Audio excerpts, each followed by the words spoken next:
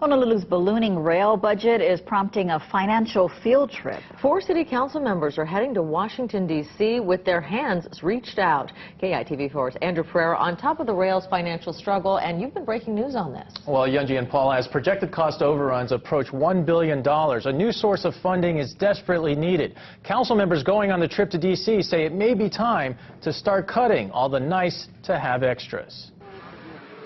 Honolulu's rail project is 30% finished, but it could be as much as $900 million over budget.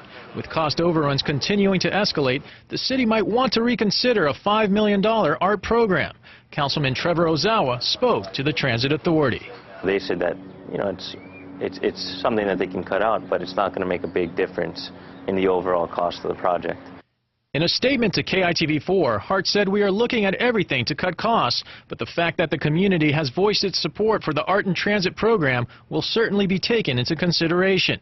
Council Chairman Ernie Martin, plus fellow council members Brandon Elefante, Joey Manahan, and Trevor Ozawa are headed to Washington, D.C. from February 21st through the 25th on a fact-finding mission.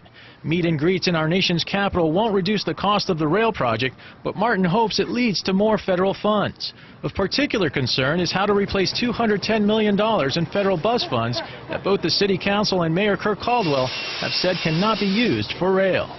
I think we need to meet with the FTA to get some definitive idea as to what can be considered if, in fact, the city is not able to identify additional revenues.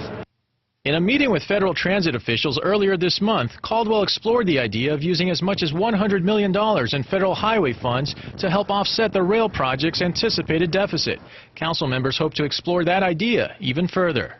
I think we're all worried about the costs of the project at this point. And so for many of us, it's doing due diligence and looking at all our options. I want to make sure that it comes in as fast as we can and with the least amount of cost. If federal highway funds cannot be used toward rail construction and state lawmakers don't extend the 0.5% rail tax, pressure to keep funding the system falls squarely on the City Council. We don't want to impact actually any spectrum of our population unnecessarily with federal taxes. Today, KITV4 confirmed with the FTA that the city cannot change technologies without risking the $1.55 billion federal grant. The FTA said, quote, "The funds were committed specifically to build the rail line. They cannot be transferred." Back to you.